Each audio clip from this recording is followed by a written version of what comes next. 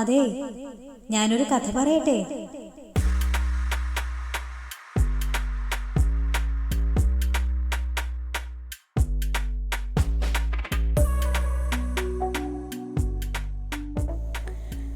ഉച്ചവെയിൽ നിഴൽപ്പാടുകൾ മാഞ്ഞു തുടങ്ങി. ആകാശങ്ങളിൽ അങ്ങിങ്ങായി പെയ്യാൻ വിതുമ്പി നിൽക്കുന്ന കാർമേഘക്കൂട്ടങ്ങൾ മേഞ്ഞു നടക്കുന്നു.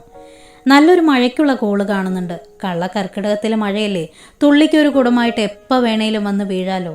ആകാശത്തേക്ക് നോക്കി ഭാനുമതിയമ്മ ആത്മഗതം പറഞ്ഞു. ഉപ്പേരിക്കുള്ള കപ്പ വാട്ടി ഉണക്കാനിട്ടത് ജാനു എടുത്താവോ?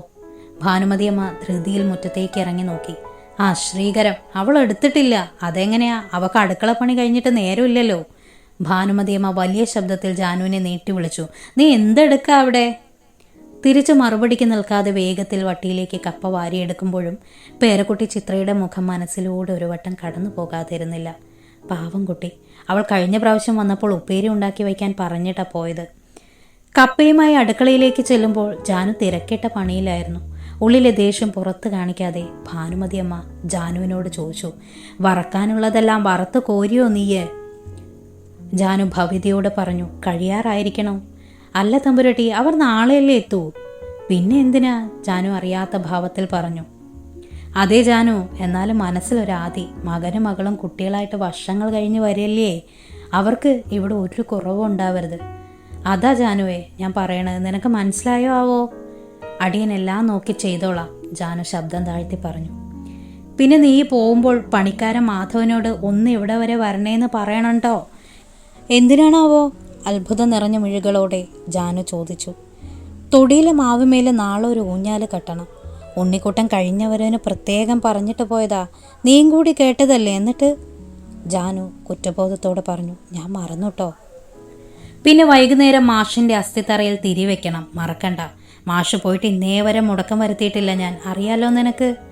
മാഷ് പോയിട്ട് ഇന്നേക്ക് 10 വർഷം കഴിഞ്ഞിരിക്കണം. എല്ലാം കഴിഞ്ഞു പോയ കഥകൾ, എന്നാലും ഇടയ്ക്ക് മനസ്സിലൂടെ. ഭാനുമതിയമ്മയുടെ കണ്ണുകൾ നിറഞ്ഞൊഴുകി. മാഷ് മരിക്കുമ്പോൾ നീ ഇവിടെ ഇല്ല. എല്ലാവർക്കും പ്രിയപ്പെട്ടവനായിരുന്നു മാഷ്. വിധി ഹാർട്ട് അറ്റാക്കായി വന്ന് കൊണ്ടുപോയി. എല്ലാം ദൈവവിധി, അല്ലാതെന്താ. ധാരാളം ഭൂസ്വത്തുള്ളത് കൊണ്ട് പട്ടിണിയായില്ല. പിന്നീട് പെണ്ണായിട്ടും ആണായിട്ടും വീണു അവനോടൊപ്പം കളിച്ച് ചിരിച്ച്. അങ്ങനെ അവൻ പഠിപ്പിൽ മിടുക്കനായിരുന്നു. എഞ്ചിനീയറിംഗ് കഴിഞ്ഞ് വേഗത്തിൽ ജോലി ലഭിച്ചു എൻ്റെ കുട്ടിക്ക്. വീട്ടിൽ എനിക്കൊരു കൈസഹായത്തിന് ആളില്ലാതായപ്പോഴാണ് ഞാൻ അവനെ കല്യാണത്തിന് നിർബന്ധിച്ചത്. മരുമകൾ ഗീത നല്ല കുട്ടിയായിരുന്നു. കല്യാണത്തിന് ശേഷം വിദേശത്ത് ജോലി കിട്ടിയപ്പോൾ അവനെന്നെ കൊണ്ടുപോകാൻ നോക്കി. പക്ഷെ മാഷിൻ്റെ ഓർമ്മകൾ ഉറങ്ങുന്ന ഈ വീട് വിട്ടു പോകാൻ മനസ്സ് അനുവദിച്ചില്ല എന്നതായിരുന്നു സത്യം. മാഷിൻ്റെ അസ്ഥിത്തറയിൽ വിളക്ക് വയ്ക്കാൻ ആളില്ലാതെ എങ്ങനെ പോകാൻ എനിക്ക് കഴിയുമായിരുന്നില്ല. മാഷിൻ്റെ ഓർമ്മകളുമായിട്ട് അങ്ങനെ.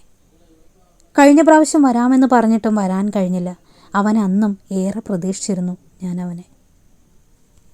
പക്ഷേ മരിക്കുന്നതിന് മുമ്പേ പേരക്കുട്ടികളെ ഒന്നുകൂടി കാണണമെന്ന് ആഗ്രഹിച്ചിരുന്നു. നടക്കുമോ ആവോ? ഭാനുമതിയമ്മ നിരാശ കലർന്ന ശബ്ദത്തിൽ പറഞ്ഞു നിർത്തി. പെട്ടെന്ന് അകത്തെ മുറിയിൽ നിന്ന് ഫോൺ നിർത്താതെ റിങ് ചെയ്യുന്ന ശബ്ദം കേട്ട് ഭാനുമതിയമ്മ അകത്തെ മുറിയിലേക്ക് നടന്നു. ഫോൺ എടുത്തതും മറുതലയ്ക്കൽ വീണു. മനസ്സ് സന്തോഷം കൊണ്ട് നിറഞ്ഞു. മോനെ, നീ എപ്പോഴാ വരിക? ഭാനുമതിയമ്മ വേണുവിനോട് ചോദിച്ചു. അമ്മ ക്ഷമിക്കണം, ലീവ് ശരിയായില്ല. അമ്മ സങ്കടപ്പെടരുത്. ഒരു നിമിഷം ഭാനുമതിയമ്മയിൽ നിന്നും നിരാശ കലർന്ന ഒരു മൂളലുയർന്നു. റിസീവർ കയ്യിൽ നിന്നും താഴേക്ക് വീഴുന്ന ശബ്ദം. ആ ചുണ്ടുകൾ അവസാനമായി മകനെ വിളിച്ചു. വേണു, നീ. ശബ്ദം ഒഴുമിക്കാനാവാതെ അവരുടെ ചുണ്ടുകൾ എന്നേക്കുമായി നിശ്ചലമായി. നീണ്ട കാത്തിരിപ്പിന് വിരാമമെന്നോണം.